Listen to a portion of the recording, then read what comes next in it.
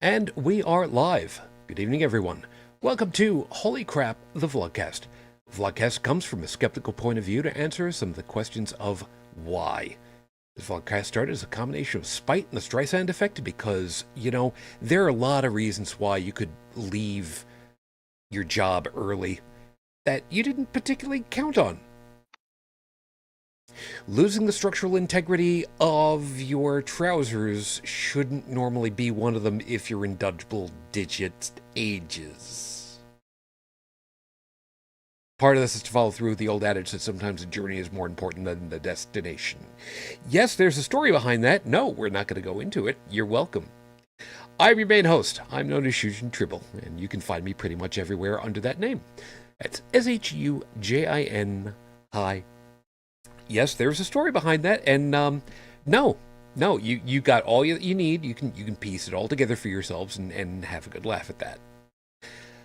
Joining as usual from the Midwest of the U.S. we start Brigid Fitch. You made it. Good morning.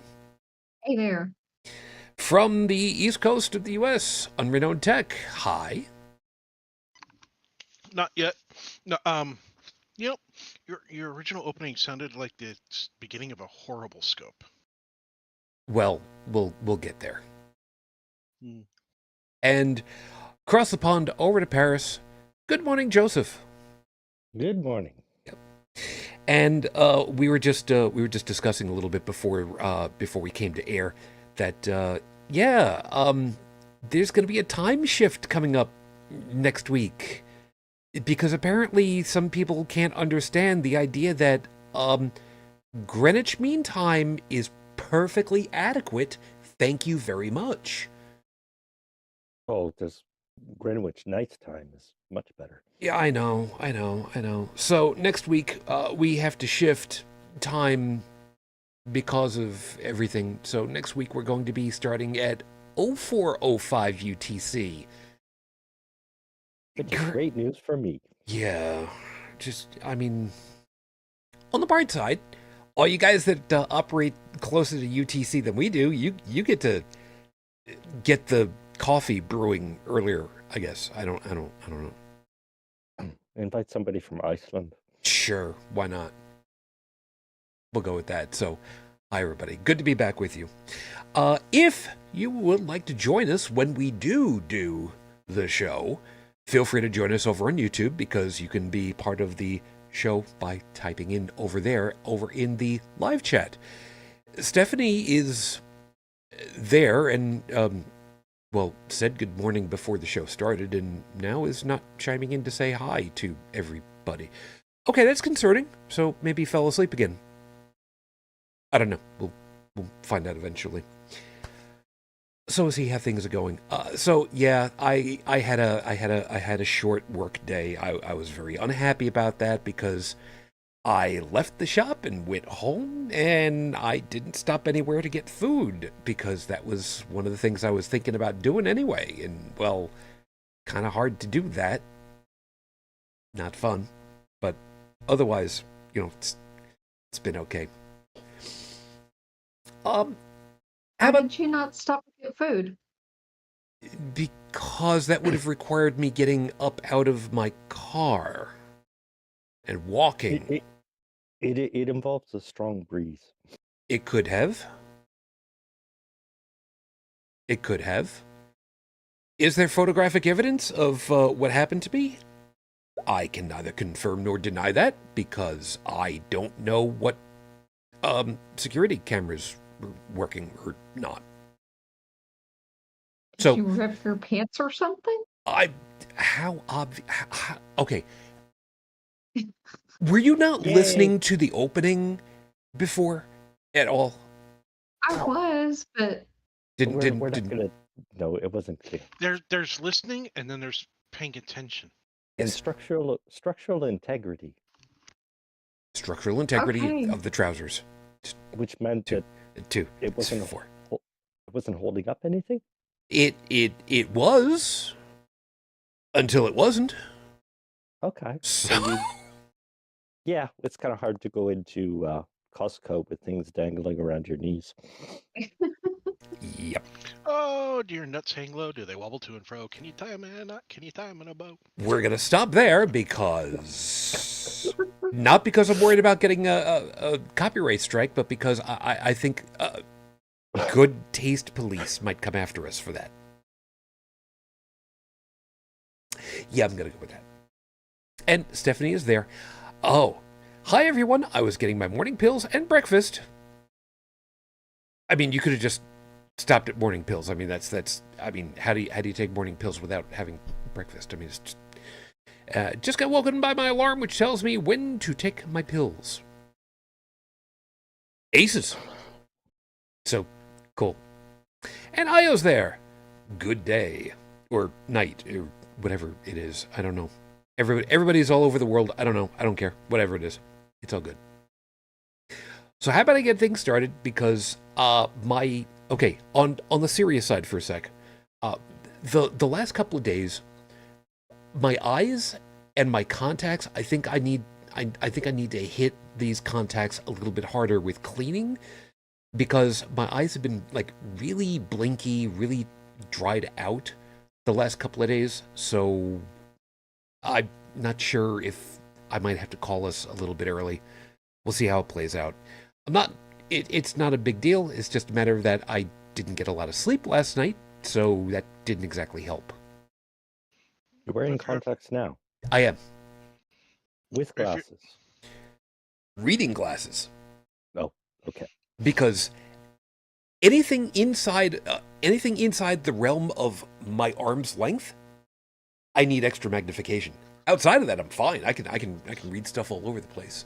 I could even tell you that over here, up on my bookshelf, I have the new Novice Voice Class FCC License Preparation Kit with 2 code cassette tapes for testing. Gives you an idea as to how old that thing is. But if I were to put it right in front of my face, I couldn't tell you what it was. Not with just the contacts in. I'm having the same problem. Yeah, no. So, excuse me. So how about we get things rolling? Use a rolling? Brillo pad. I don't recommend that. While you're wearing them, so that the way they retain their shape. I still don't recommend that. Most people only get one Model A Mark 1 eyeball set, so don't be playing around with them too much. Just a thought. Maybe that's what's wrong with mine. Could be. I've been using the metal pads. Maybe what you need to do is just take them out, lick them a couple of times, and maybe that'll clear it all up. That'll be fine. I don't recommend have someone else lick them for you. I absolutely do not recommend that. No, there's good cleaning solutions, and then there's the marketed stuff that doesn't work really well. So for right now, let's get things rolling, and I'll get you with your 5-minute freestyle, which, of course, with the clock, starts now. Winter. Now, we've talked about it, we've joked about it. Here in the northern half of the planet, it is, well, according to the calendar, it's winter.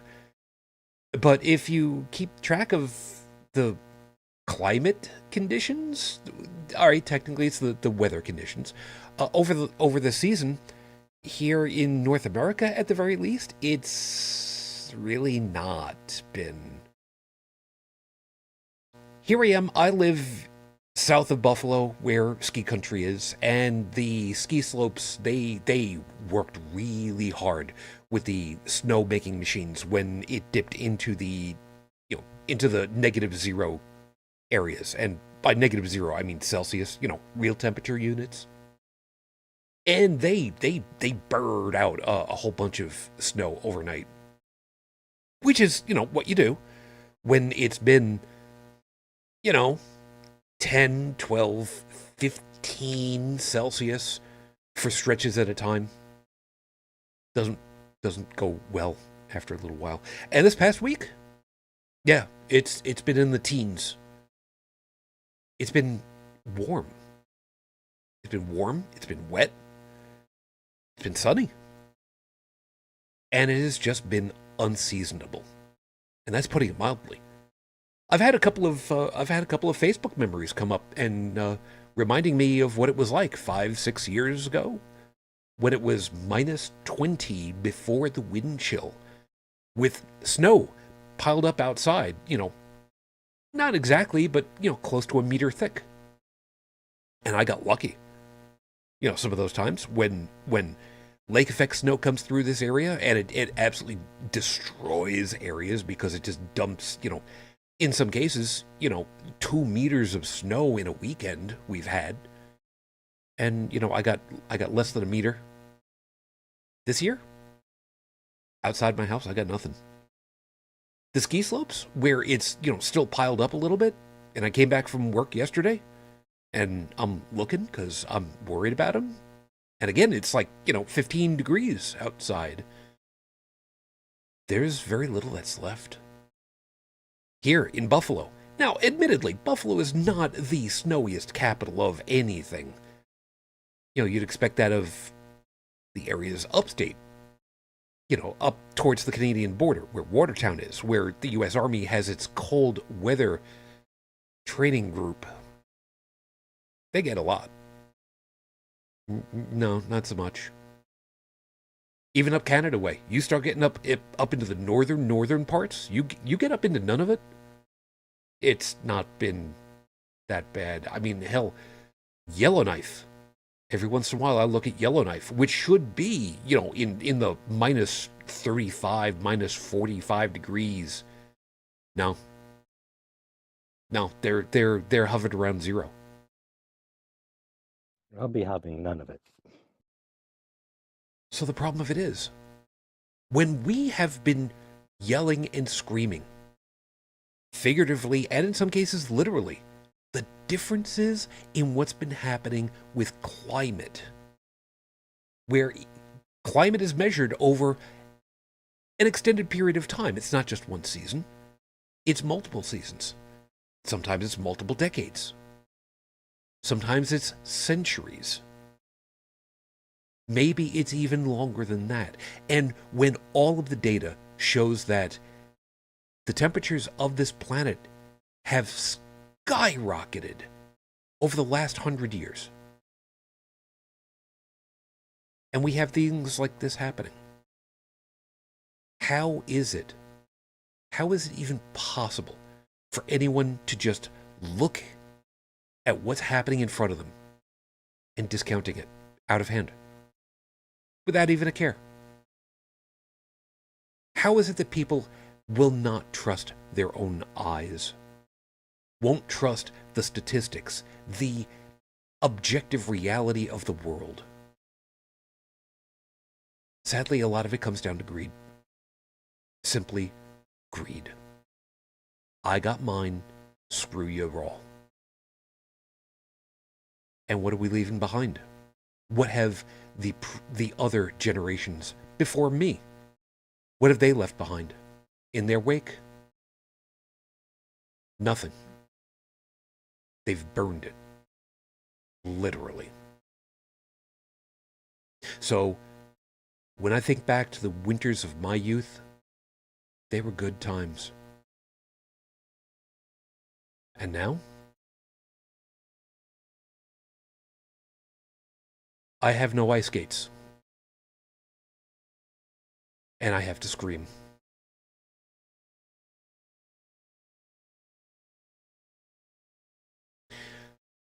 I really was not planning on using that line, and somehow it just came to me. So that's weird and curious, and I'll take it.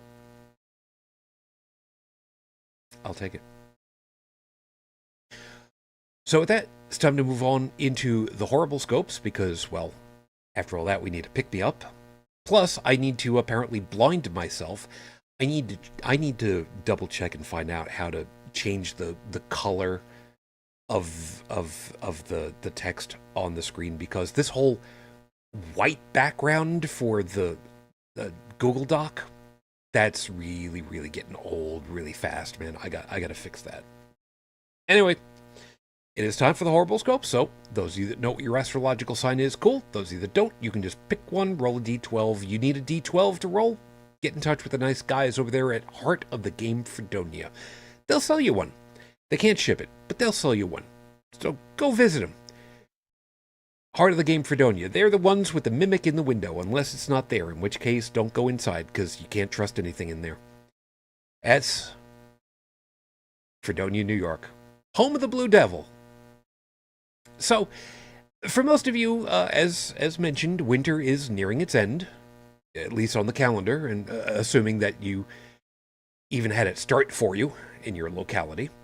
So this week, we're doing an audit on all your lives and finding all those secret guilty pleasures and calling you out for them and telling you it's time to stop doing them.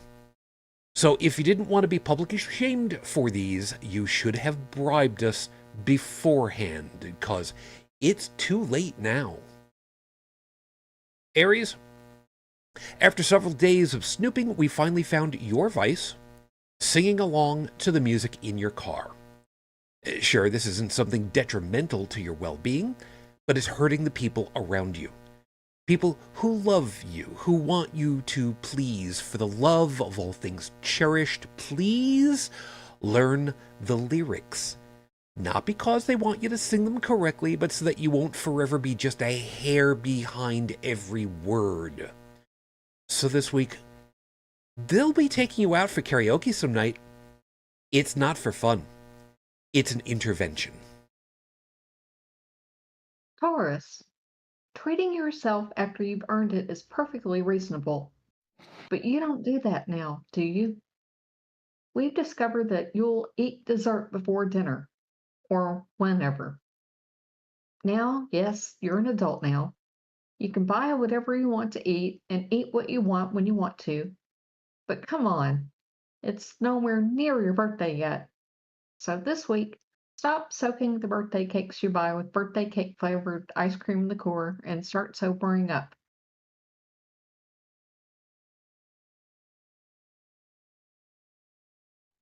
Would help if I unmute my microphone. It would.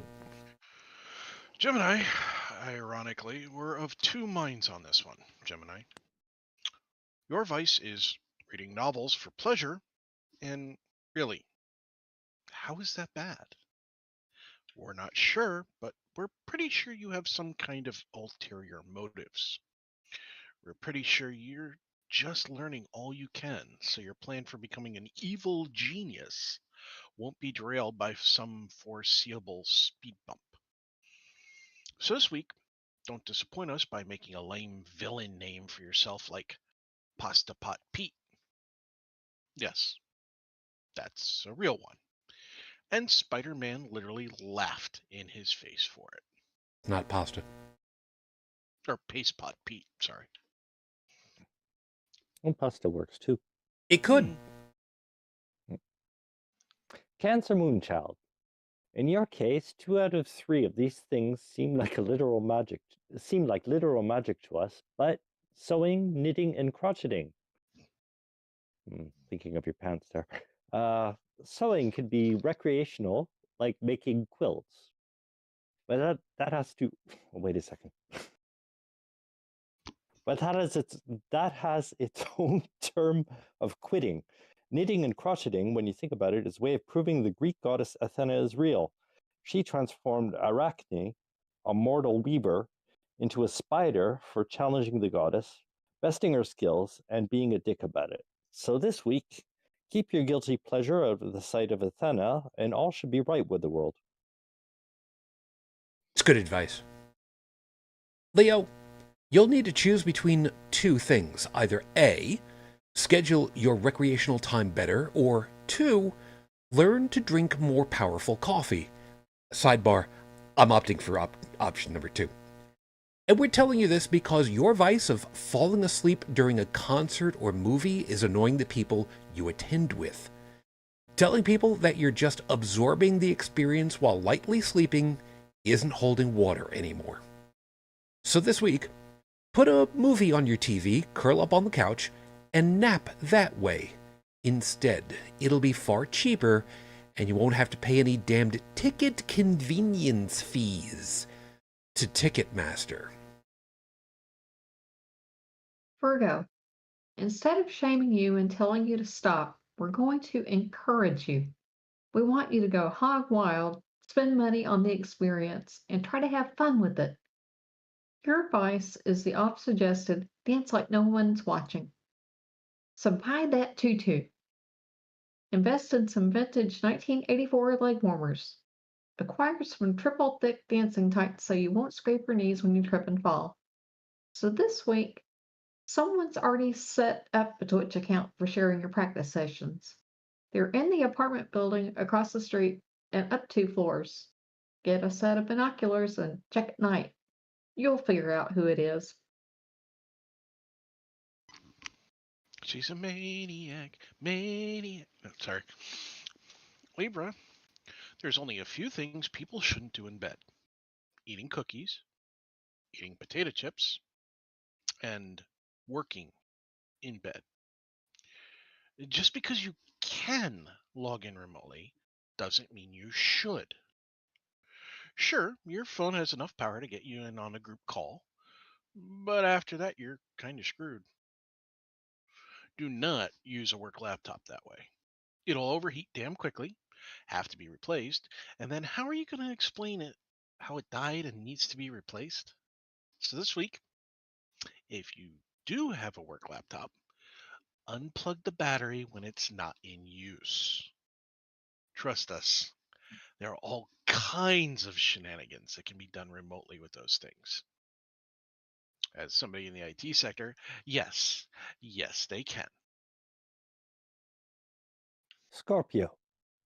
Along the same line, your device could be work device related or not, but apparently your thing is playing games on your computer, phone, or video device. If you wanted to play mindless games like Cookie Clicker, what the hell's that? You could just play the original first-person version for free and sometimes earn money doing it too. It's called having a job. So this week, some people aren't able to do the whole job thing for various reasons. But for Pete's sake, stop killing your phone's battery life. Yeah, cookie clicker is exactly what it sounds like. You click on a cookie. Like visiting a website. Only it's much more a killer for your CPU. Oh, and on the website, the cookie clicks you. I could neither confirm that one or deny that one. Sagittarius. Okay, so this one's odd. See, we paid for a private dick to try. Shut up. A private dick to try to trace you, and they never got back to us for some reason. We're expecting there to be some reason or excuse or something to tell us what happened to them. So this week, there are so few magazines these days. How is anyone expected to make ransom notes anymore? I mean, do something that we can shame you for. Or Korn. We get that you enjoy sleeping in as your vice of choice, but you scare us sometimes. After a night out on Friday, you get home, go to sleep, and wake up almost a full day later. Sure, it's cool to be able to do that, but come on.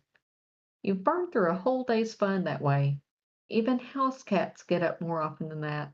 So this week, try sleeping where the sun will shine on your face to wake you up, and maybe that'll help break the cycle.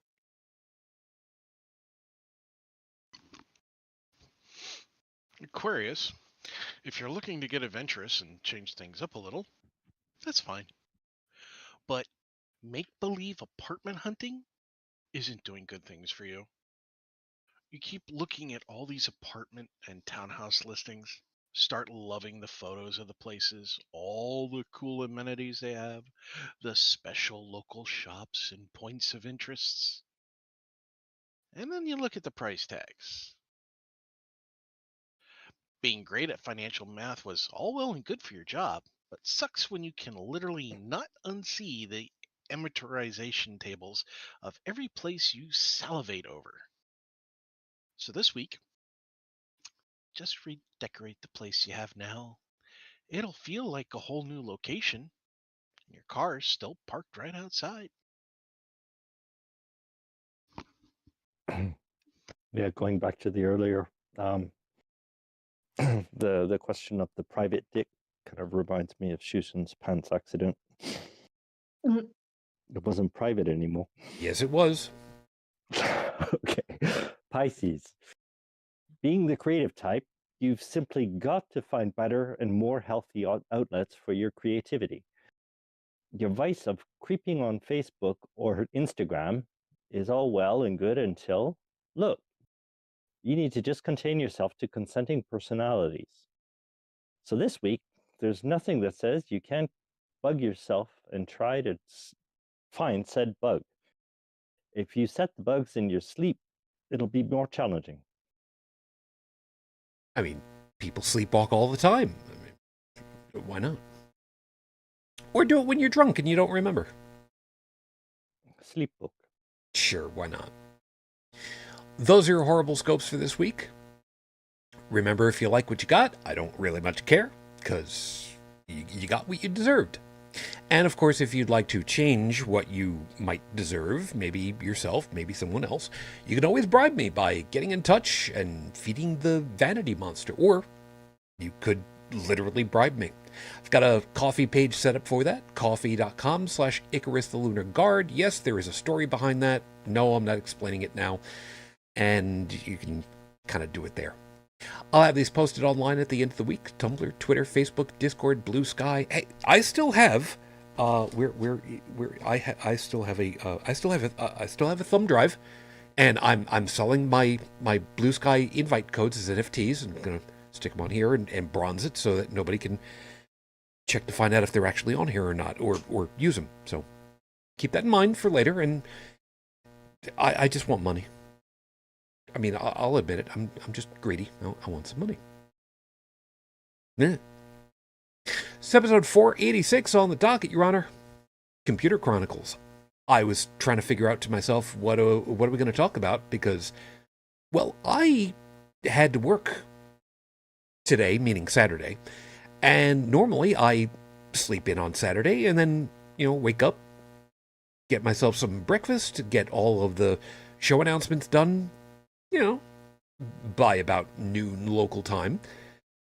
And I wasn't able to do that, so I had to come up with something Friday, which kept me awake until like 3 in the morning.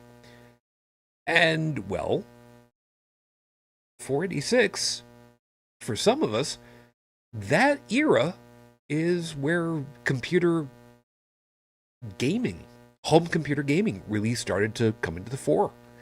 So I wanted to kick back. I wanted to have a little bit of fun. And instead of getting an ulcer again from stress, I know it's not induced by stress. Just humor an old man for a minute. Want to kind of talk through a little bit of what do we do for getting rid of stress, or killing some time, or having a little bit of fun just because we can. So that's where we're going to go. And before we get into that one, I will cover one piece. Like I said, being an old man. Now that we have... Okay. Over here on the eastern seaboard of the U.S., we have crossed over into Sunday. Since I woke up on a Saturday and I still haven't yet gotten to sleep, I still think it's Saturday. So I'm still not done with my birth week. So I'm going to go ahead and I'm going to indulge myself just a little bit longer for the day. And yes, the question was put out to there. Did I get a little birthday present for myself? Yes, I had one sent, which was all well and good. I got a scarf that was handmade for me. And when I pulled it out of the packaging that it was in, the puffy container, it was all well and good. The first third of it came out, and then a bunch of little origami stars fell out of it like it was oversized pieces of glitter. It wasn't glitter, so I had to clean up shit. So, go you, thank you, I guess. I'm not going to get up out of the chair to bring it over. I didn't think to bring it over so I could actually show it off and, do the show it off like it's a boa around my neck. Never mind. talk about that a little bit later. So I'm going to start things off by mentioning a computer game that is very, very recently hit the scene in a massive way. Helldivers 2. It is all the hell over my YouTube feeds, and my God, is it funny as hell with the people who are yelling and screaming in the middle of matches, impersonating a drill sergeant, and it's absolutely hilarious. Are you guys at all familiar with this game so far? I haven't bought it. No. Haven't heard of it. Alrighty. Helldivers 2, short version, is effectively what could have been the video game tie-in for... Oh, crap. Now I'm trying to remember what the name of the movie was. Starship Troopers. You get a couple of guys together in a usually up to 4 in a party, and you dive down to a planet and you're trying to complete missions and blow away bugs, very large bugs, or robots. And like I said, it's just been incredibly on the scene right now. I don't have it. I have no intention of playing it anytime soon. My microphone's a little bit on the hot side. I just realized. I'm sorry. And it's just been fun watching some of these people play the game and killing each other, because friendly fire isn't. It's just hilarious for me. Well, that one's a big old bust. You got to remember the age group here. Why is it so popular? Probably because it's just... They have intentionally set... The developers intentionally set the game up so that it is a single... a team against the environment. It's not player versus player. It's not team versus team. It's just a team up against whatever obstacles are put in their way and whatever baddies are coming their way. And the devs have even gone ahead and gotten on social media, and people have complained at them. Why don't you put PvP in there? Why don't you have team against team? And they're just like, no, that's not the game that we made. We don't want that. We don't want that kind of toxic gameplay going on. So we're all having a good time just because it's just a mindless entertainment. And if you want to go ahead and do that whole, shoot against each other, go play Fortnite. Go away. We don't want to talk to you about it. And you'll pardon the expression, sticking to their guns on this one, and just, no, you want to play like that? Go somewhere else. We're not doing that. Tough. I hate PvP. Yeah. It brings out the worst in people. It really does. It really does. That's part of the reason why I haven't played in a very long time Elite Dangerous. I don't want to be dealing with that. And I don't want to necessarily limit myself to just being in a single person situation. But you know what? I'm also the kind of freak in Elite who likes to blow up rocks to gather minerals and run them back to the station and get a lot of money over time. I'm one of those freaks. Leave me alone. There's nothing wrong with harvesting stuff. I'm horrible that way. Then again, there was a time early in my career for the game where I wanted to...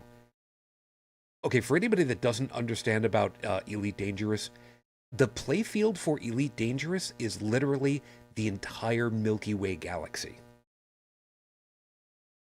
I had considered and planned on doing a rim job, flying all the way to the southern end of the Milky Way galaxy itself, and then circumnavigating around the ring and going home. By the time I finally got to the most southern point that I could, I was just sick and tired of that, and I just made a beeline home and just said, "Nope, I'm not built out for that. Nope, it's not going to bother."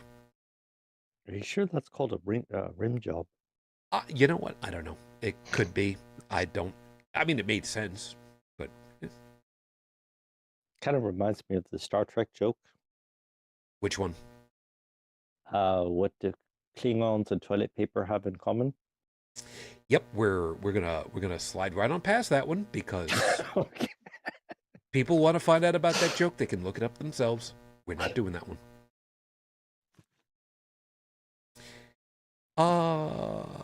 Let's see. Well, you've got a question on the floor for you, Brigid.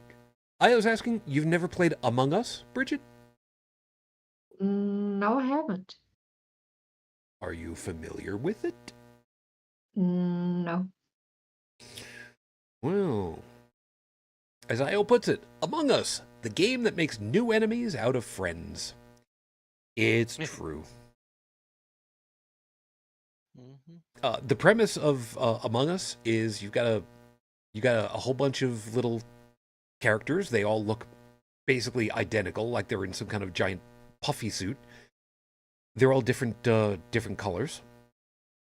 They're all in a space station, and they've all got different jobs to do in different places. But one of the people, at least one of the people in the group, is a murderer and is going to kill someone and try to kill everybody. And it's up to the team to try to figure out who's the murderer. And they could conceivably vote out people who were not the murderers, but it's all kinds of fun. I'm more of an MMORPG. Can't talk. MMORPG player. Okay. I do remember a while ago you talked about playing Ark once upon a time ago, right? Yep. Yep. And I still play that occasionally. And I did like, some things like Elder Scrolls Online and the Fallout series. That was awesome. Cool. And yes, by the way, that piece that I put over there is a reminder for myself to find the clip on YouTube of Jacksepticeye and Markiplier playing Among Us, and Mark got away with the dumbest player got away with the smartest move, and trust me, it's absolutely hysterical. But I will find that for later for the notes. But yeah, I haven't heard much about Ark in a little while. It's still going well. They closed down the servers and released a newer version of it. And I still haven't found a server yet because usually the servers are full. I mean, it hasn't been out that long. It sounds a lot like Helldiver. Servers just And clogged. if it didn't take so long to download, I would be tempted to go back to EverQuest because it's still up. I mean, I started playing in 1997, and it's hard to believe that the servers are still up. Well, damn. Yeah. People still play it. Well, all right. Nintendo, take notice. Sorry, I'm a little salty that Nintendo has this thing about, after a little while, servers that handle that particular game, they're going to shut down, and that's going to affect everybody's games. So, sorry. Nice, guys. Nice. So, gentlemen, what about you? Any games in particular that have a funness for you? Pong. Pong. Okay. Mm. What's wrong with liking the original? The Nothing. I classic. mean, I like the original Zork, and that was just text-based. Oh Yeah, God. I grew up playing Zork, the text-based Hitchhiker's Guide to the Galaxy. I ended up playing Doom and Duke 3D and Hexen and Heretic. Even Jumpman, if anybody remembers that one. Man, that's going back a ways. Mm-hmm. Hey, one of the first graphic interface games I played was Tank Wars on the Commodore PET. Wow. That does go back I a won't, ways. and I won't tell you what PET means in French. Yeah, I have the first original tank combat game that was made for DOS. Forget the name of it though, but I've got the 5 1/4 inch floppy in storage. Well, damn. Mm-hmm. But strangely, one of the most popular wasting time games is Minefield, and that's been around since like God, I the hated very that game. beginning. Yeah, I hated Minefield. That was not a game for me. The pinball game that Microsoft eventually started including in the OS, that I liked. Yeah, and apparently you can still sort of find it and bring it forward. It's buried, heavily buried in, I forget which last OS it was, but there was a 64-bit version, and part of the reason why it's not been apparent with a whole bunch of others in like the 64-bit version range is because they didn't specifically make it 64-bit until they did, but then they buried it because they didn't want anybody to use it anymore for, I don't know. Anybody ever play Legend of Zelda? oh god, yeah. Do. You know, back in the day, my brothers had gotten it for the. No, I'm trying to remember. That one was for the NES. Super, the NES or Super NES. NES. First Legend of Zelda was on NES. It was actually a gold cartridge. Okay, that might have been it then. My brothers had bought it for whichever game system it was that we had at the time. I think it was an NES, and I looked at it. I tried to play it a little bit, and it just nah.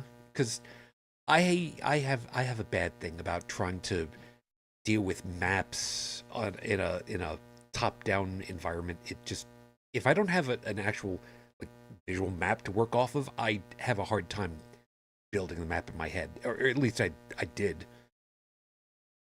I have no idea what it'd be like for me now.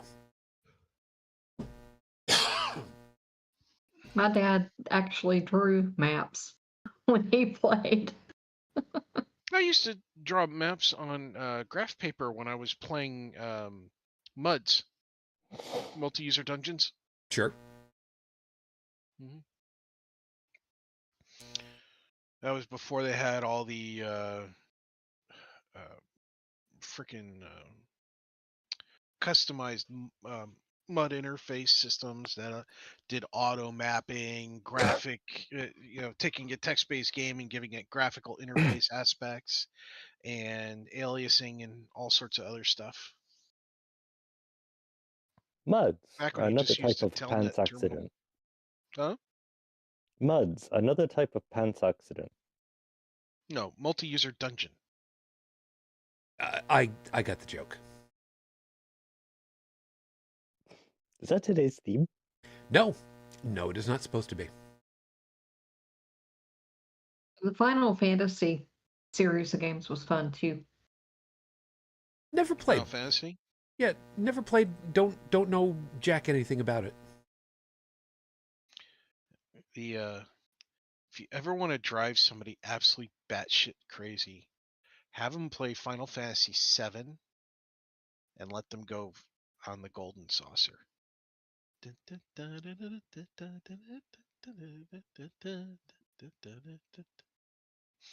No idea what that The reference is, so I don't know. well, what it is when you go on the golden saucer in Final Fantasy VII, what ends up happening is the music changes to something very repetitive.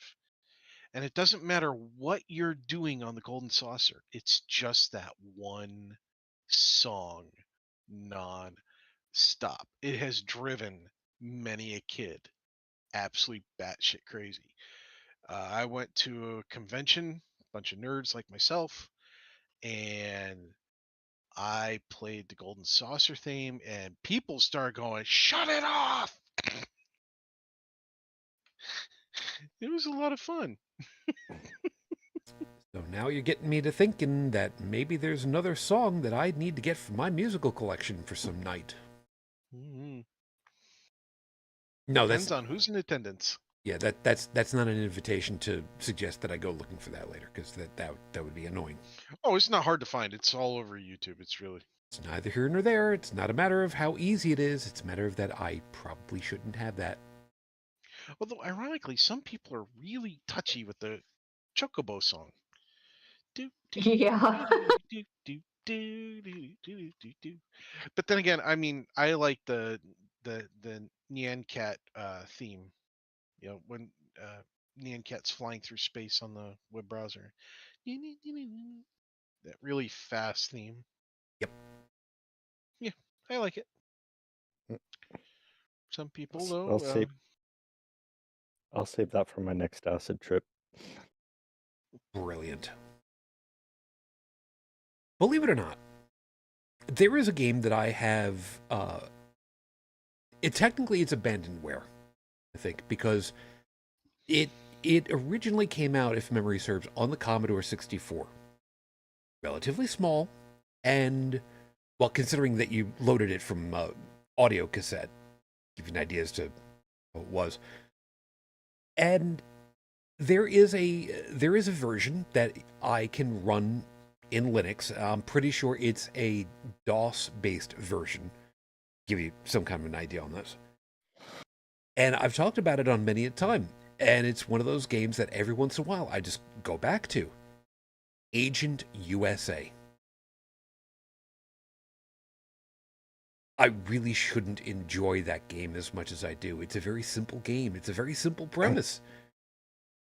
You start somewhere in the United States. You board a train to get to a new city where you can try to find out where the big bad boob tube TV is, because it's alien taken over, and you make your way there so that you can blow it up. And sometimes you can do it, sometimes you don't. And it gets really frustrating for me because there are times where there is just no skill involved. It's just pure luck, and the luck goes sideways. I hate that. Sounds like Leisure Jacket Larry. Oh, God. Leisure You Suit mean Larry. Leisure Suit Larry? Oh, Remember they made that new one. ones. You can get them on Steam now. There are a lot of games you can get off of Steam at this point. No, I Back in meant the there day. are new Leisure Suit Larrys. There's a game back in 1991 that came out that I still have on a 3.5-inch floppy, and it's called Sim Ant. Oh, God, I People, remember that. I love it. It's absolutely one of my most favorite sim games. Despite its simplicity, it was great. It was absolutely great. I know my friends were going goo goo gaga over lemmings. But it's like, no, man. You're just trying to keep them from killing themselves long enough to get to the end of the map. I'm over here having like life or death combat with other ant colonies trying to avoid lawnmowers and the neighbor dog, you know, Oh, yeah. and ant lions and all sorts of other stuff. It was a great game back in the day. I mean, it was not something that was graphically advanced for its time or any of that. There were other games that did that, but it was actually a good play. And you could, depending on how good you were, you know, you might beat it in 10 minutes. It might take you a couple hours. All just depended on you. And I was even going ahead and saying I had Simant. Cool. Yeah. And I was also channeling inner German, Was ist das? It Das was ist the way nichts. things were done. I'm going with that. I know full well she knows exactly what it is and is just having fun at my expense because old man over here. Thanks. Appreciate that. Who, me? No, Io. Having fun at my expense. Okay. I was gonna say I'm not. No. Actually, you know what? Sidebar for just a second, by the way. Since DOS was mentioned about, there is something back in the day that was really kind of funny to me. Is that one of the biggest versions for the home market that we knew full well was Microsoft's DOS, which then got piggybacked with Microsoft Windows, which was just a kludge system. But we're not going to get into the techie part of that. But I did not realize until a little while later that there was also something called PC DOS, which was a competitor, which did pretty much the same things that Microsoft intentionally coded Windows not to work with. They bought it. It was IBM's proprietary.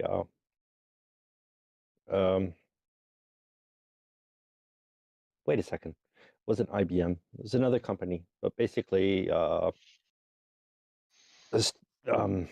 Steve Jobs. Jesus. The arch enemy. Anyways, yeah, Bill Gates made a deal with IBM even before he had a product to sell. Right. And he basically bought PC DOS. I forget from where. I think it was developed for IBM, but it was just. No, I don't think so. But anyways, but he just bought it and changed the name MS-DOS. And changed some shit inside and slapped a patent on it. And what's funny to me at this point is that I don't know when it was started, when it was originally developed, but there is an open source version that's just freely available at this point, which is just free DOS. So anybody that wants to play around with old computer games or programs or whatnot that operated specifically on DOS and you don't want to have to spend or pirate MS-DOS anywhere, free DOS is out there for you and you can have all kinds of fun with that. Yeah, but a lot of them you still need an emulator for the chip processors because a lot of the game's clock speeds were set to the clock of the processor. So if you try to run those games from back then now, what happens is you click start and the game's over instantly. Yeah, but I mean, come on. That's half the fun. Mm-hmm. I'm going with that. Anybody ever go on a murder spree in Syndicate? Never played. I have the floppies. They're 3.5. They come out on 3.5-inch discs. It takes like 5 or 6 discs to play the game. And what it is it's a dystopian future. Okay. People are kidnapped. Chips are implanted in their brains to make them into assassins, kidnappers, security guards to escort, things like that. Like today's education system. Well, this came out in '93, and it freaked out quite a few of the people going, "What? Video games are violent." And I was like, compared to what we play now, Syndicate is it's a puppy. But they even made a sequel to it later on it kind of missed the mark.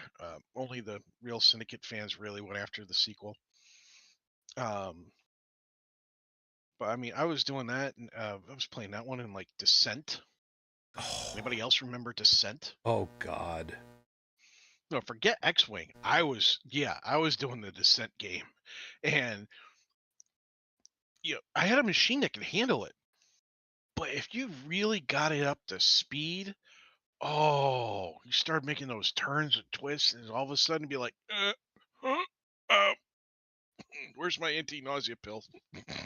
Yeah, Dissent was a very interesting animal because at the time I was working in a call center, and after pretty much everybody had left, because that was the only time you could do it, some of the supervisors had it on their computers, and they would run a networked game against each other so that they were playing this game at the same time across the network, eating a lot of network time, I should mention, and also had their phones networked together on a group call, internally, because intercom style. But every once in a while I'd be over there and I'd be taking phone calls about whatever game software I was supposed to be selling at that point, and I'm hearing from the big cubicle down the end, get some. It's like, quiet, guys, you're gonna blow us here.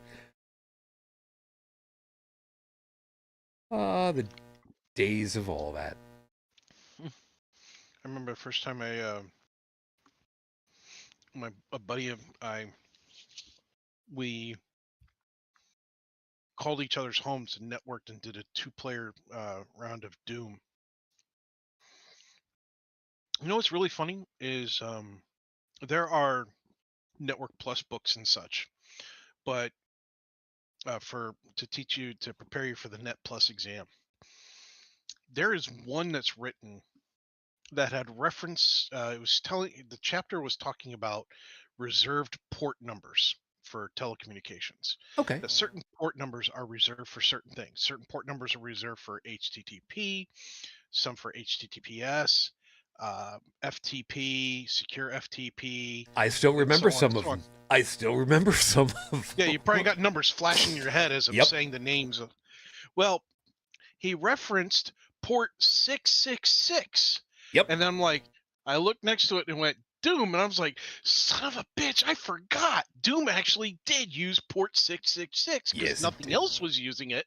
It was the only thing to use that port. And nobody else wanted to, because once they grabbed it, it's like, well, I mean, we're not going to do that. Yeah, exactly. And I was just like, I completely forgot that when I was reading the book, going, son of a bitch. Now I want to go play Doom instead of study. Well, now the big question is, do they still use that same port? The old game does. The old game does. I don't know about the new ones, and I doubt it. It'd be really nice if they did. And just to prove that I still remember some of this stuff, and I have not done internet tech support since 2005. And I know that because I know the day that I stopped. It was literally the day after the day before my wife passed. Unsecured web page HTTP is 80. Mm-hmm. FTP, correct. If I remember right, is 21 or 23. 21. 21. And there are different port numbers for different variations for mail, for fetching, retrieving, IMAP versus POP versus... IMAP is 993. SMTP is SM...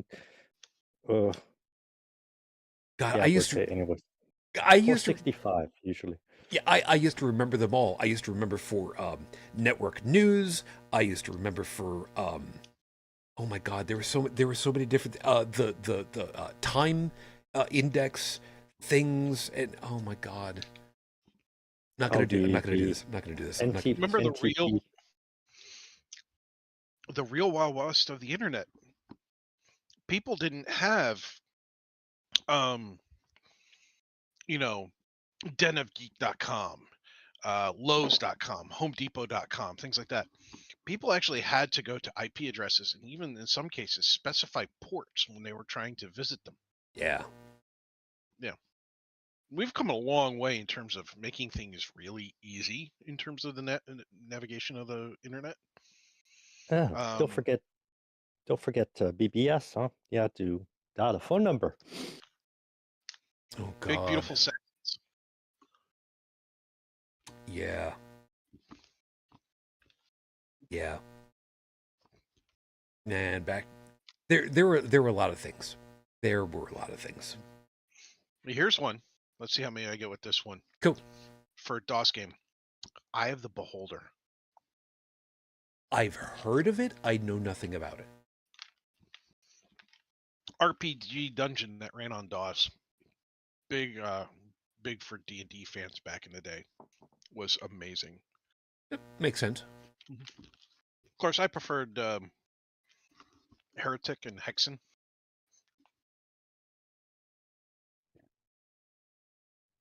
And now these days, you can get yourself onto the internet and play Monopoly with people who used to be your friends. Oh, you want to play games with people who used to be your friends? You can get online on the internet and play Uno. Seen that. I've seen that. Mm-hmm. And again, I've done that with my son. I say people who used to be your friends because, well, we know what Monopoly will do to people. We've seen it. We refuse to play the board game anymore because of it. We don't need to play the board game. Just turn on the news. Well, it's already being done. Yes, but we're talking about games. We're not talking about real life here, remember? Yeah, the Monopoly is a real life simulator, which is why we don't play it anymore. That too. I mean, if you want a real life simulator that is as far away from being real life as humanly possible, just play, one of the Civ games. Again, another one that I never played, but I've heard of. I'll never forget. I was playing Civilization. I was getting my technology stuff. I was way advanced compared to everybody around me. Suddenly, everybody declares war. I'm like, what the hell? What do you mean declaring war? Well, we want all your technological advancements for our own. I was like, no. Well, then we're going to invade you. And all of a sudden, all these horses and chariots and shit came over, and I'm like, meet my tanks, meet my bombers. And eventually I started getting to the space stuff, and people were just, the other AIs were just starting to catch up. And one of them got the nuke, and I was still at war with every other civilization in the world, despite having like steamrolled a lot of them. And they started sending nukes at me. I'm like, really? Okay, let's test the space laser. I'm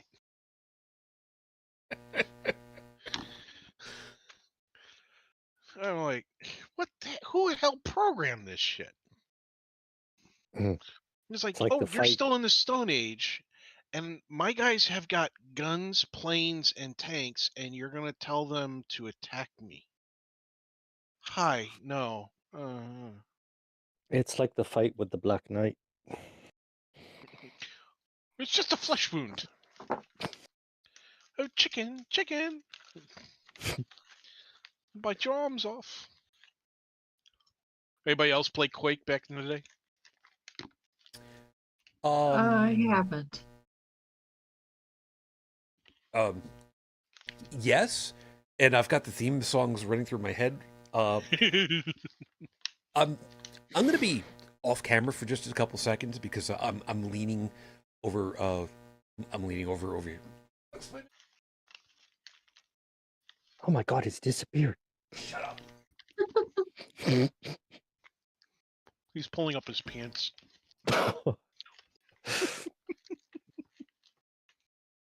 Unreal Tournament 2004.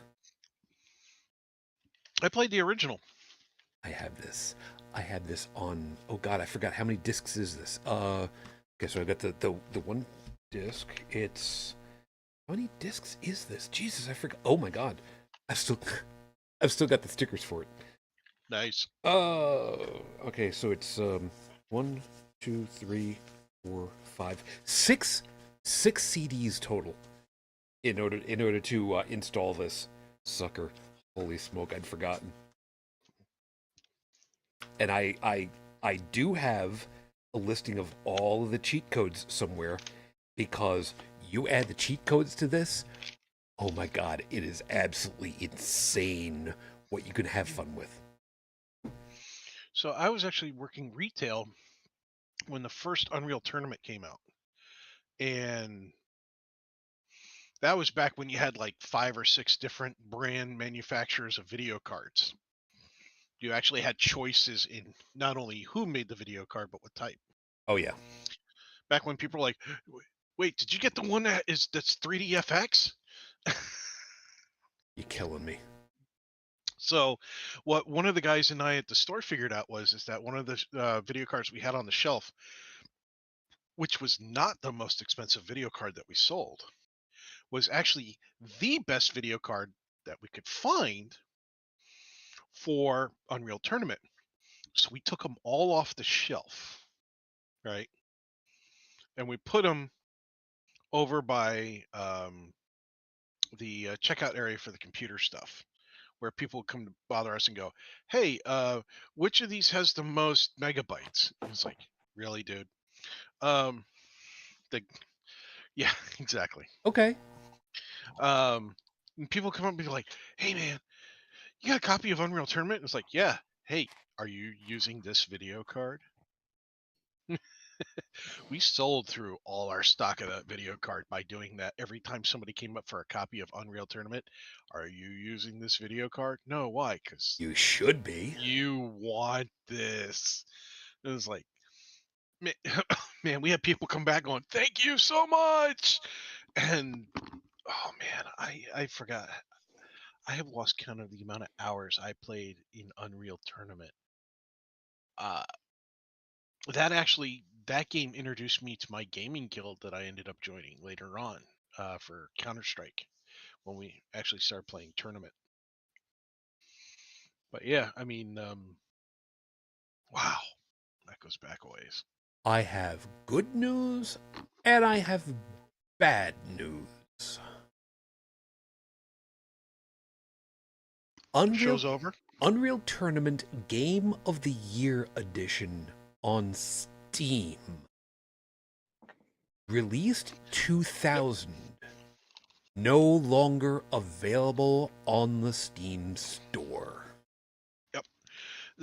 A lot of people don't realize that what you're paying for on Steam or Amazon or Hulu or Netflix or whatever, you don't own it. You're paying to essentially rent it. Long periods of time, but you don't own it. Which is inadmissible. I've said before, if I was an author and, I wrote a book and I spent all the time doing all the research and all that, and I sold the book, that's how I'm supposed to make my money back. But imagine if I tell you that, okay, you can buy this book and, well, every day it's on your bookshelf, you owe me X. Even if you don't read it. It's the way it is. Well, yeah, that's people saying that is why the thing, that's the way that's why the way it is. I'm not a pirater, but I understand the mentality of, well, if you're saying that even though we've paid money for it, we don't own it, then it can't be piracy. Because it can't be stolen if it can't be owned. Yeah, there is that. I just double checked. Of course, it's available over on the Epic Games system. Geez, imagine that. Yep. For whatever that's worth. There's something I did not so long ago. I think it was last summer. I found online a PlayStation 2 emulator. Oh.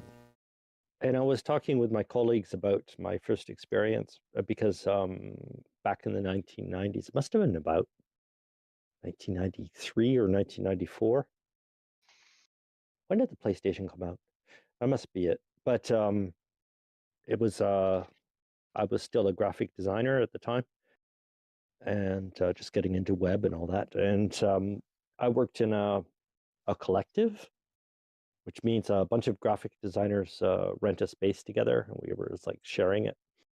So one of our sponsors was a chain store, Les Trois Suisses, the Three Swiss, whatever.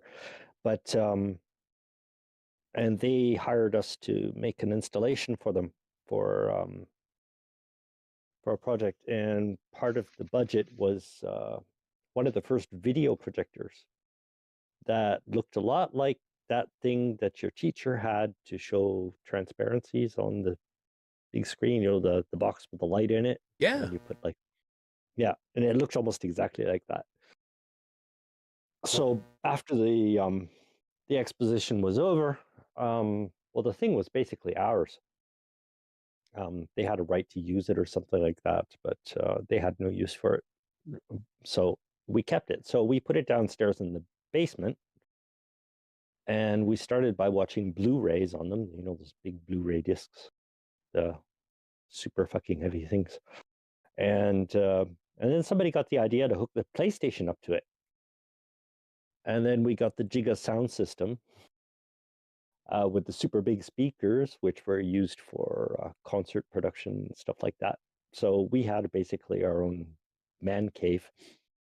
And yeah, you imagine playing Wipeout 2026 or something like that. Wow. And with the Prodigy. And we had this big ass old couch. It was just fucking amazing. So anyways, I was telling my colleagues about that. Yeah, way back in the day. This is what we did. And nobody had ever heard of Wipeout. They've heard of the Prodigy. So what I did, we have an amphitheater here with a movie screen, actually cinema-sized screen. And what I did was hook up, I found a PS2 emulator online, hooked it up to the MacBook Pro, took it down, hooked into the line feed to the projector. And yeah, basically, we relived 1994. Damn. Playing Wipeout on the super big screen. That's wild. Yeah, that was fun as hell. That's totally wild.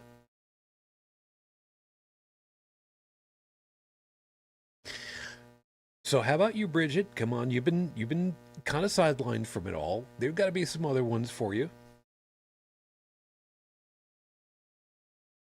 Well, I'm trying to think. And porn doesn't count. I used to like to hang out at the arcade when I was in middle school. Oh God, I spent my life there. Yeah. Even watching other people play. Because I was Poe. Yep. God, there were a lot of games. From time to time, people would get a free game and they'd forget it. Wow.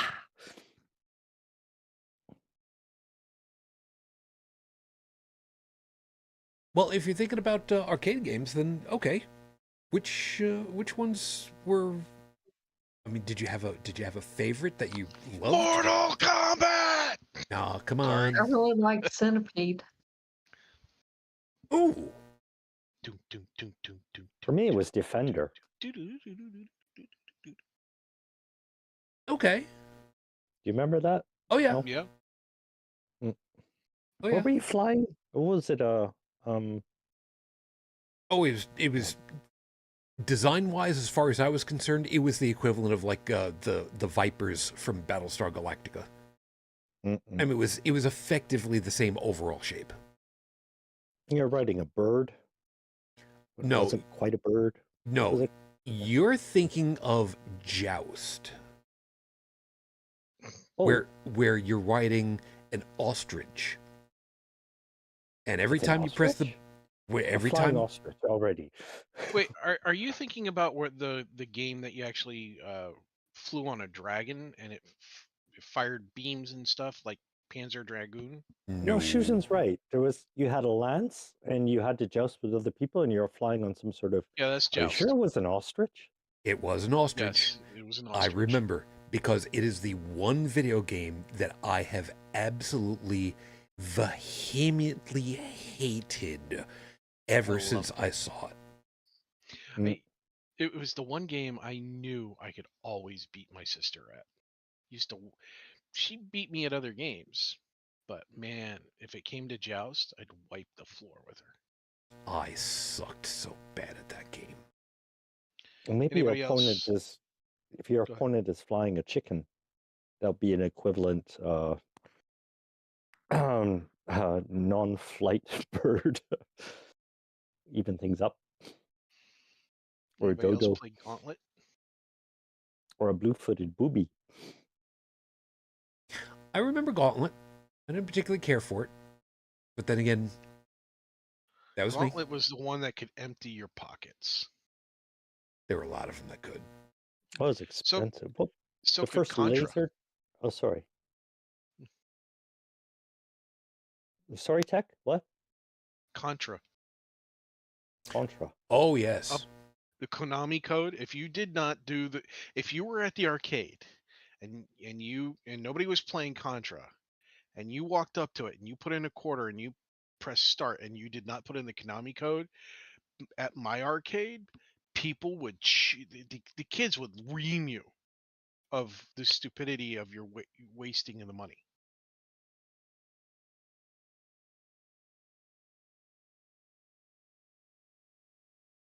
Because the Konami code gave you all the extra lives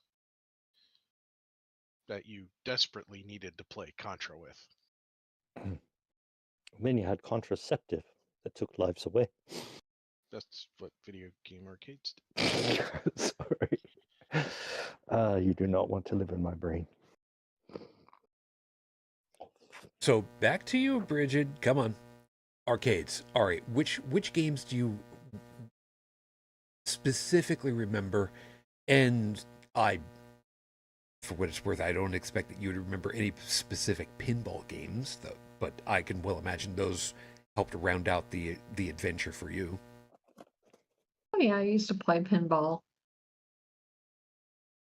when I was little, and they still had pinball machines around, but haven't played one in decades. Oh. My When I was theater a near kid, me actually has a pinball machine. when I was a kid, when I was visiting my grandma's cottage, which is by Lake Huron, there was a sort of, I guess you call it a beach resort, but it was like a beach and there was like a strip, and all along it was like video game arcades, and like they're selling like candy floss and stuff like that. And they had an arcade that specialized in 1950s era pinball machines. And that was quite awesome. Damn. It is fair to say the expression of "they don't make them like that anymore" could not be more true. Holy smoke. Well, I hope the owner of that arcade hung on to everything, because that's worth a little fortune nowadays. Oh, hell those yeah. machines. Oh, hell yeah. There was like Wild West, and there was like, what else was there? Hercules was another. Because sword and sandal movies were kind of fashionable then. Oh, yeah, because, Jason and the Argonauts.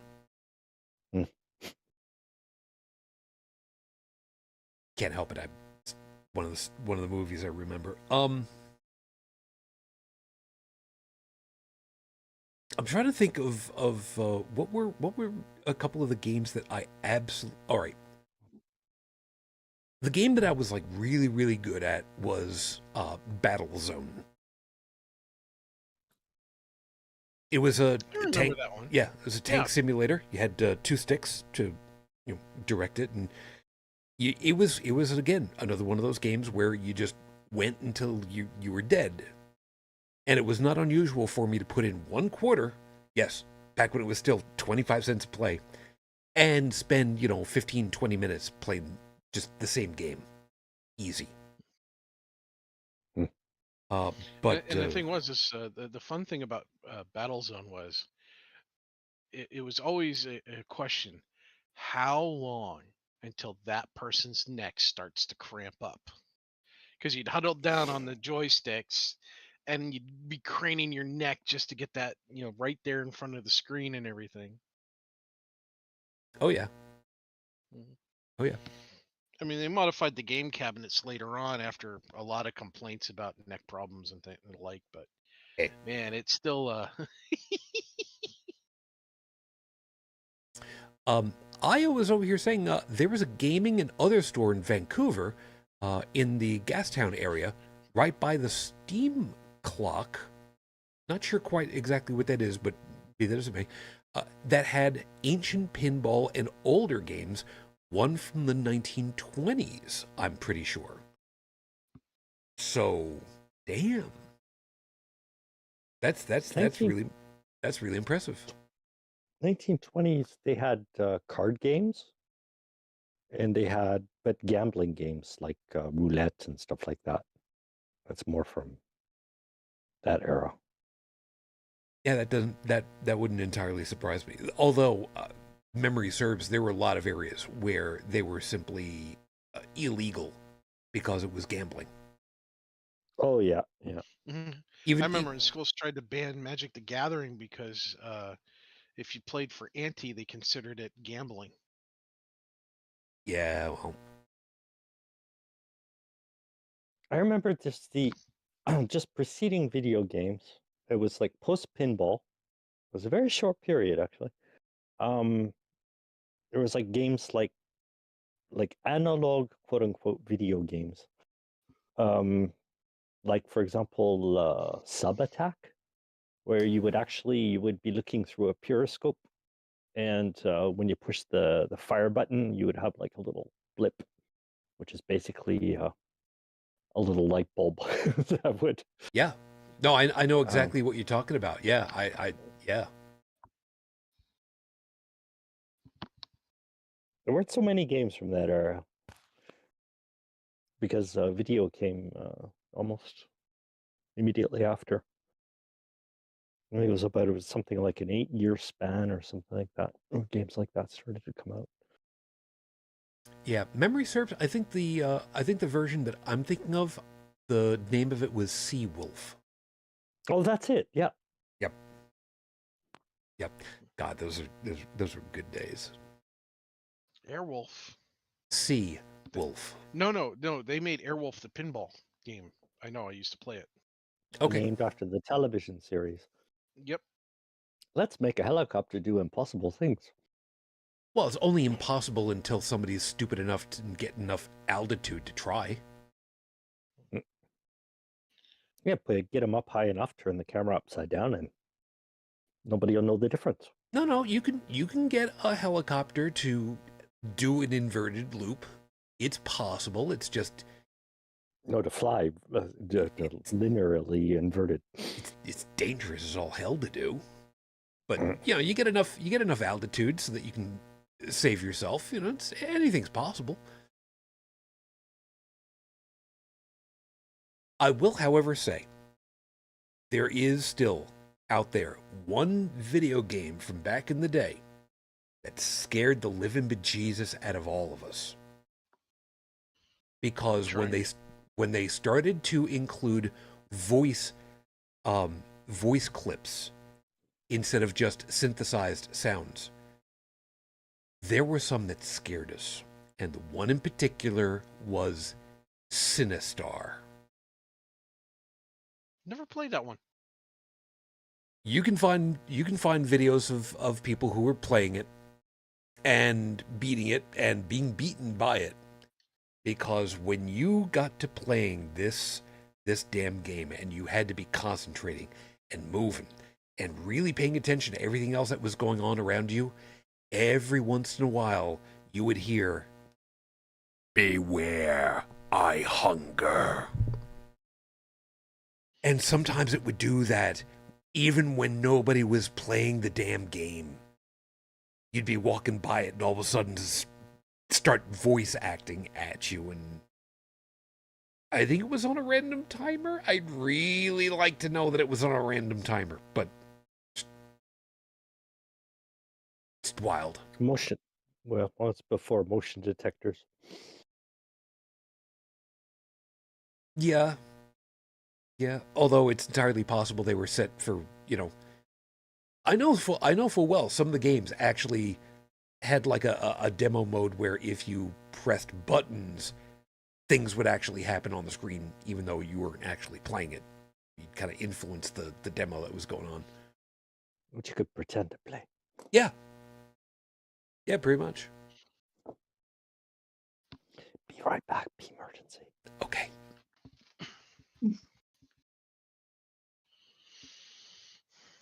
But yeah, that was one that scared me, and the only two the game that I wanted to be good at that I was never good at was Missile Command. I sucked so horribly at Missile Command. My dad introduced me to Missile Command. I actually enjoyed it. I think the game I had the most difficulty with though was Flying Toasters. I couldn't make them blow up.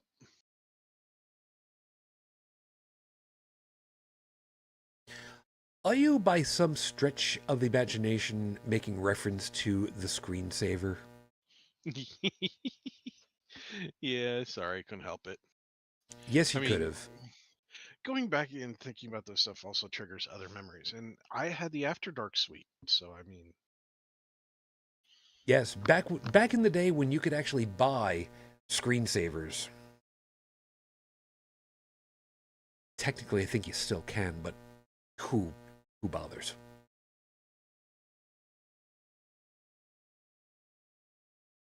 Oh man.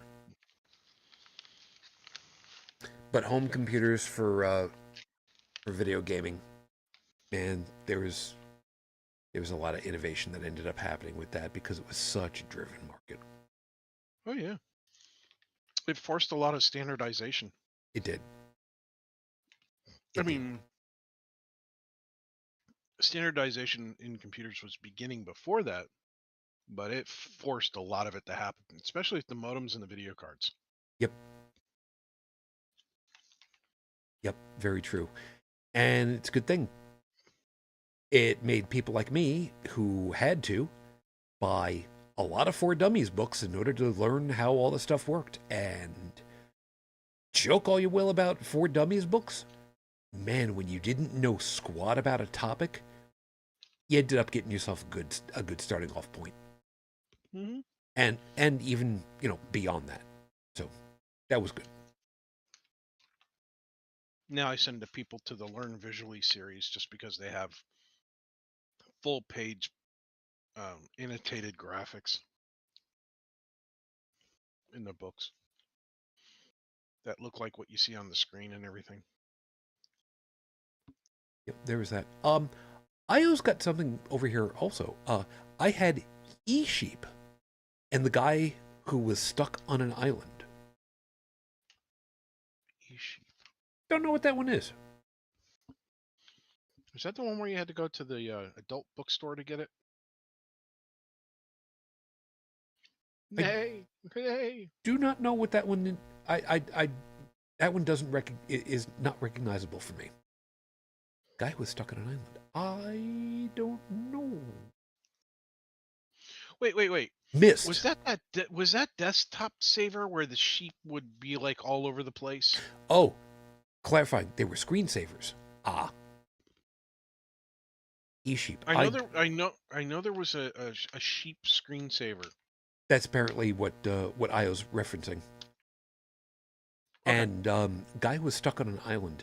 That one being a screensaver, I'm not familiar with that because the only thing that comes to my mind saying that is the game Myst, which was supposed to be this incredible technological thing, and I'm like, I don't know. I remember that one.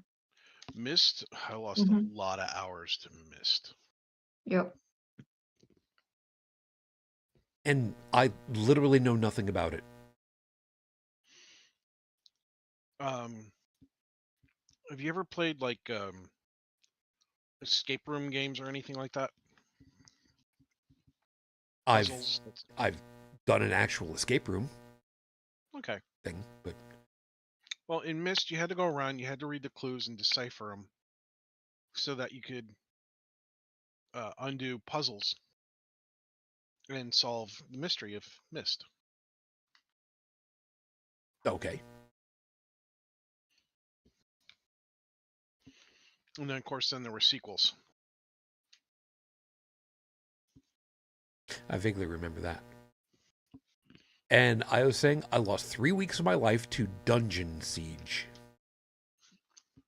We all did. Except for me. Don't know anything about it. Don't even recognize it. You can still play it. I can believe it. You have to jump through a few hoops, but you can do it. All things I considered. got sucked into Skyrim for about 6 months. Oh, that's right. I remember you talked about that a while ago. I was addicted to Evercrack. Yep, me too. Yeah, I'm very much not.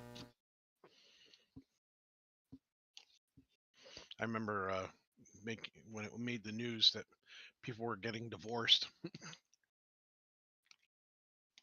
over a video game. I was like, yeah, they should have seen this coming.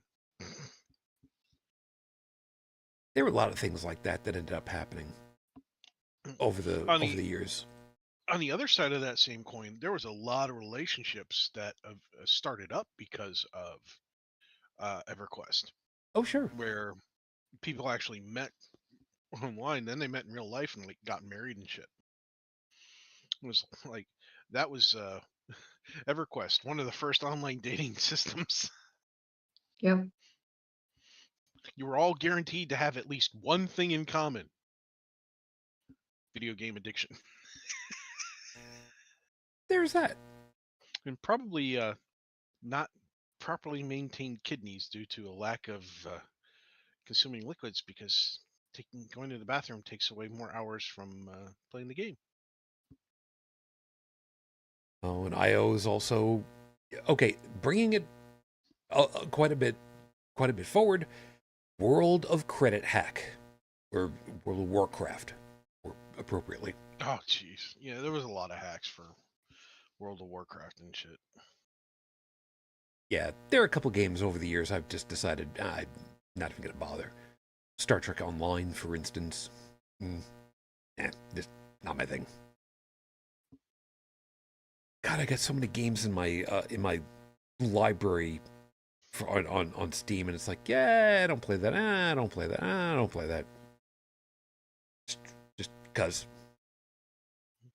I used to play WoW. I actually got started in playing WoW because of coworkers.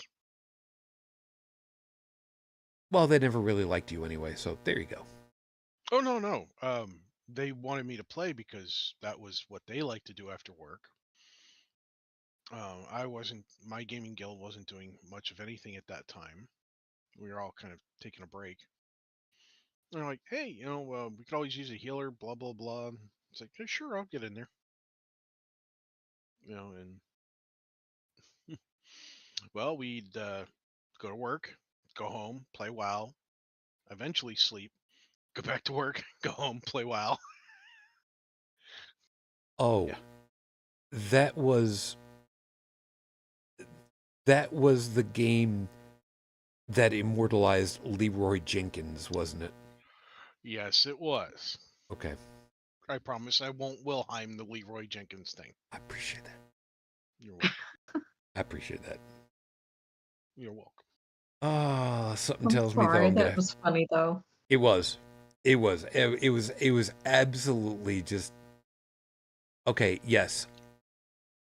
Go ahead and make a notation for me for show notes, and I'll make sure that video is in there too, because I've already got 3 of them that have run through my head that I got to make sure that I've got, because just too many things. Yeah. The other nice thing about WoW is a lot of people would use it for making basically music videos. So if you ever do like a search for WoW in Word Up, it's there. It's Korn's version of Word Up. They're doing the cover of it for the music, and then somebody put World of Warcraft animation with this dwarf using a dwarf, and it was actually for something that was made back then. It was really well done. And now, whenever I hear the Korn version of Word Up, I actually think back to it. And arguably the best of them all has got to be Hardware Store by Weird Al. Yes. That is a thing of beauty. It is amazing. I would have loved to see him come up with his own music video for that song. Wait a minute. Did he not? Because the fans made that? So, as far as I know, and I might be wrong here, but as far as I know, the Hardware song by Weird Al Yankovic, there's no official music video to it.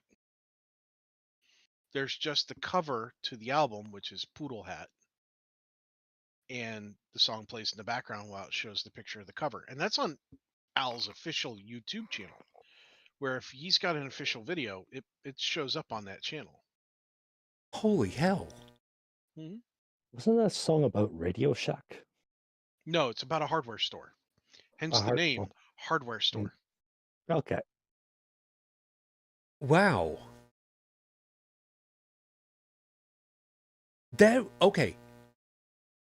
The only time that I've heard of anything even close to that happening before was the guy who did the giant Christmas light setup on his house and synced it up to one of the Mannheim Steamroller songs. Wizard of Winter, I think is the track. I could be wrong. I think that's what it was. And it was so popular, Mannheim Steamroller actually got in touch with the guy and made it their official video for the song. So his work is actually their official piece. I know. It's a little bit before the holiday season. Don't give me crap about it. It's a thing. I mean, there were plenty of songs that he wrote that were never made into music videos, like Trigger Happy. I still know the lyrics to that one. Got an AK-47. Well, it makes me feel all right. Bop, shoot, bop, bop, bop, shoot, bop. It goes downhill from there. I'm guessing. I remember somebody telling me, it's like, Weird Al doesn't do any violent songs. It's like, do a search for Trigger Happy. Yeah. He's done some songs. Yeah, One More Minute Party comes to in the mind. CIA. Oh God, One More Minute. Actually, if you really want freaky, his early work, Good Old Days. Well, no, wait a minute. No, I'm thinking of a different song. Never mind. I'm thinking of the song from the movie Oscar. No, that wasn't Oscar. It was Johnny Dangerously. Sorry, Oscar was just as bad. Yeah, but I mean with Good Old Days, which was off of his I think it was his Even Worse album. I mean, it talks about burning down a grocery store, leaving a girl out in the desert tied out to a chair all alone. I mean, pulling the wings off of flies. Oh God, I mean he went for a song that was as if it was being sung by somebody who was psychotic, and he pulled it off. And the thing is, it's a catchy, slow, kind of catchy tune, and we sang it because it was funny. And looking back on it, I'm going, it was funny then. It's where we are in the world right now, not so much. Yeah. Going back to 1982, there was Skid Row's Burn Down the Malls. Well, it gets even weirder than that. Anybody listen to the lyrics from the song Physical by Olivia Newton-John that all us kids knew all the lyrics to and didn't understand a single line? Songs about fucking that aren't about fucking. That's actually most of the music today is in that category. So very little's changed, except for how blatant it is by comparison. But going back to those AV days, I had, even before computers were around, I had my neighbors calling me to come and set up their hi-fi equipment. And in the first years of equalizers, this is like 1981 or something like that. But I had the idea to hook up, which I was never able to do this, but I had the idea of hooking up an equalizer to Christmas lights, set up a relay, and have Christmas music playing outside the house with the lights going with the one set going with the bass line and the other going with the whatever. It's doable. Oh yeah, it's relays. Everybody needed a hobby. Well, I mean, if you really want some fun, set up all the lights to the electronic stuff for audio and all that crap, and then broadcast. Put some speakers outside that are tied to the lights, and blast "O Tannenbaum" by Psychostick, because they do it in the style of Rammstein. It's fucking hilarious, man. I love Psychostick. They did a Valentine's Day song this year. Heavy metal style.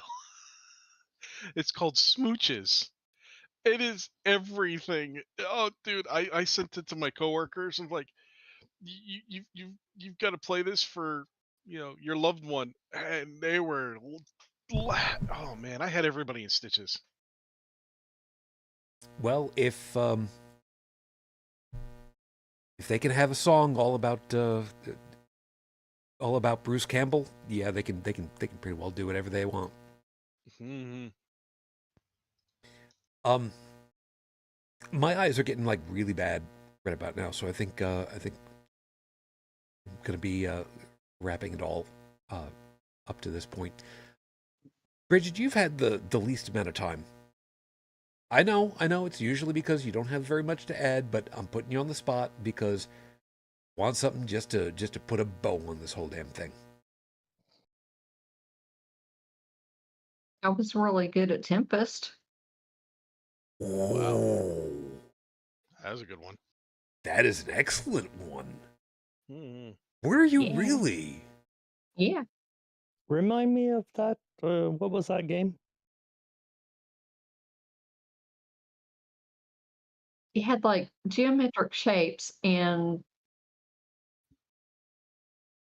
I'm trying to think of how to describe it.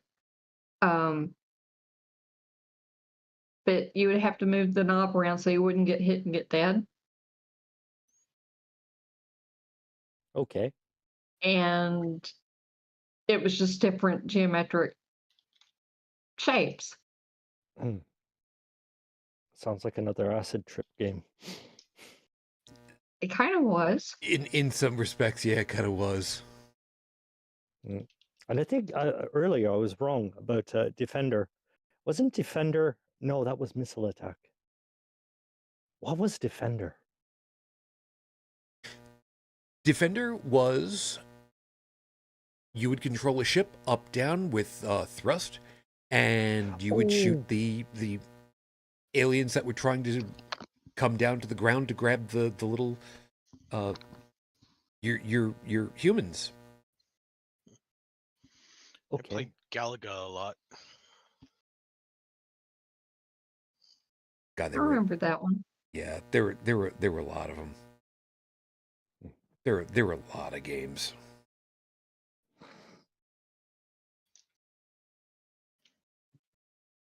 I'll just finish with one thought for everybody, because it was such an incredibly simple hack that we never thought about until we actually investigated it. Most of the video games that we grew up with in the arcades and whatnot, we were looking straight into the cabinets, but we weren't looking straight at a screen.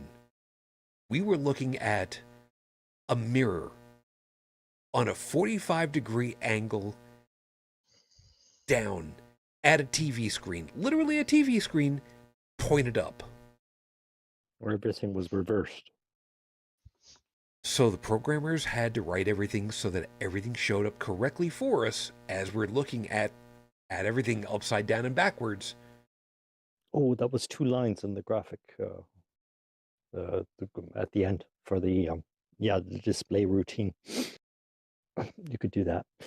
But the thing about it that blew my mind, because I didn't realize it, there were certain games that in some arcades they were just black and white, and other ones where they had color.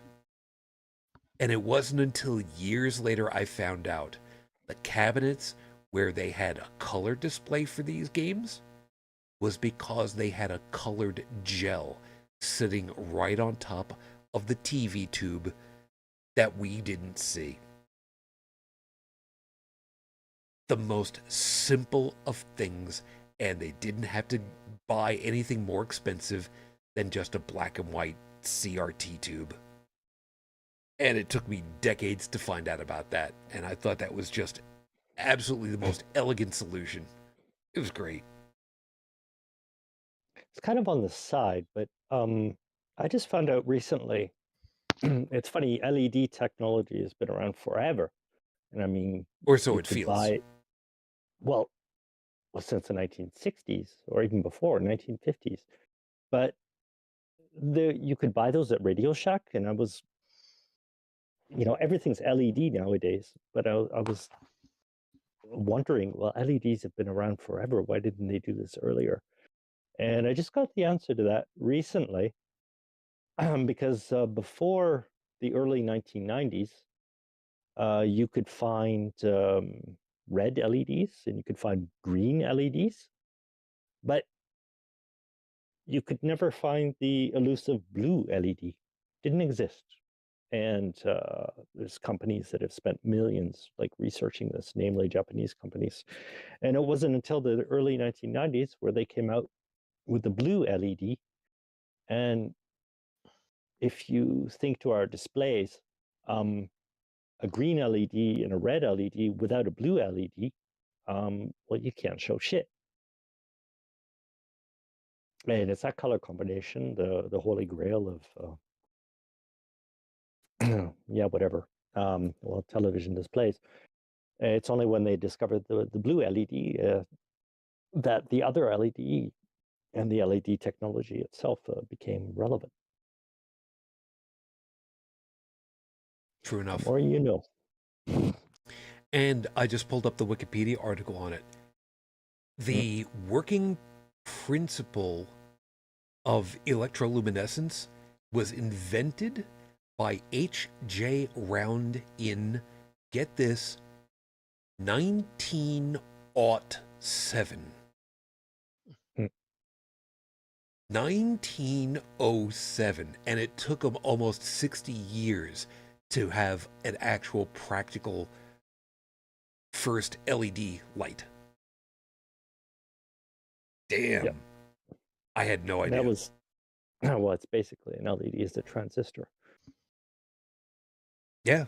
So,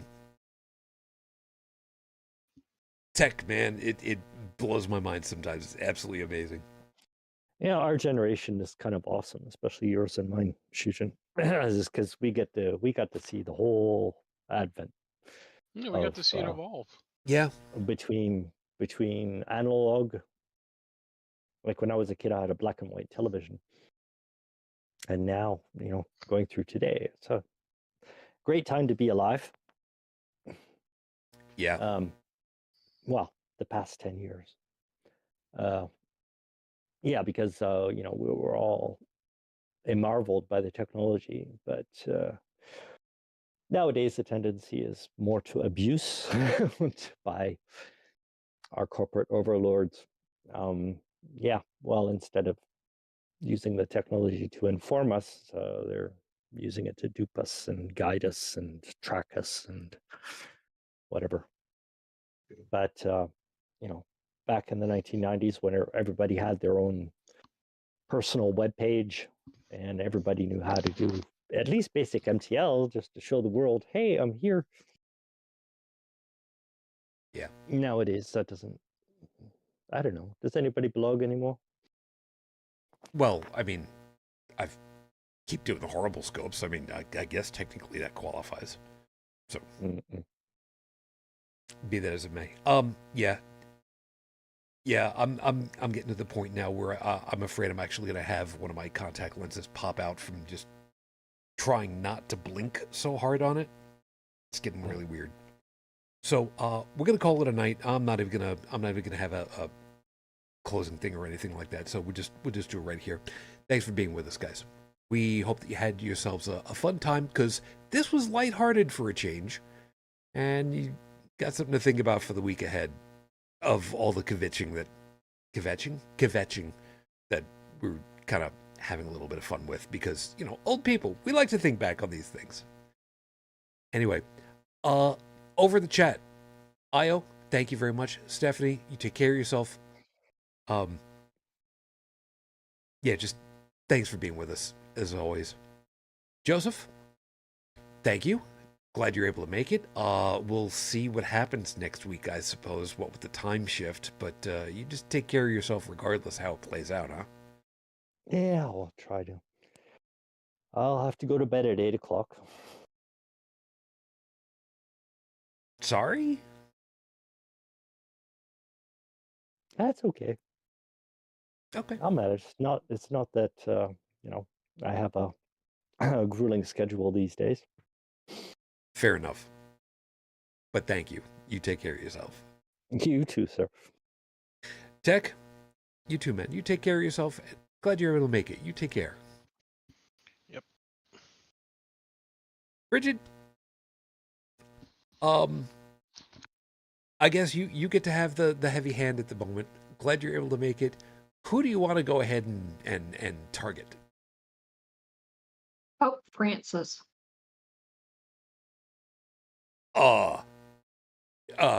Okay. You're completely bypassing all of the U.S. political stuff to lambast over into Vatican City. Why? What did Frank do now? Telling Ukraine that it's time for them to put up the black flag and surrender. White flag? White. You said black flag. White. Okay. Well, I know you meant white flag. It's kind of caught me curious because you said black. Okay. I think that the skull and crossbones would be adequate. I got no problem with that one. Especially considering the skull and crossbone flag in the U.S. had been used for the Jolly Rogers Air Force group. Well, the naval air superiority fighter groups with F-14s. That'd be really nice to see them come out of retirement, wouldn't it? Anybody? Nobody remembers the Jolly Rogers? Okay, fine. 810 goes brrr. Well, yes, but I don't remember them being A10s being in the Jolly Rogers. I remember them. I just remember them being a whole bunch of F-14s, and you don't want to go up against an F-14 at 50 miles. because they will destroy you. But be that as it may, you know what? On board, absolutely on board for you. So, good call. With that, we'll go ahead and call it a night. As always, if you'd like to be in touch with us, get in touch through the webpage, holycrapvlogcast.com. Audio version of the podcast will be updated when it gets updated. It's on a voluntary basis, so just it happens when it'll happen. Don't sweat it too much. Other than that, I'm gonna get us out of here like really quick because I just got hit with a you don't know what you're doing right now and brain bad. So thank you. This has been dragging on for a long time. It's already 3:00, man. We're over our hours. I believe I speak for us all when I say. So until the next time we're together, everyone, as always, I wish you the peace I no longer have. I wish you the strength that I've learned. I wish you well. And my lady, it is going to be 19 years, and I am still in love. Oh, Antene Fujin, I love you. I miss you. Dream of me. Till the next time we're together, everyone, as always,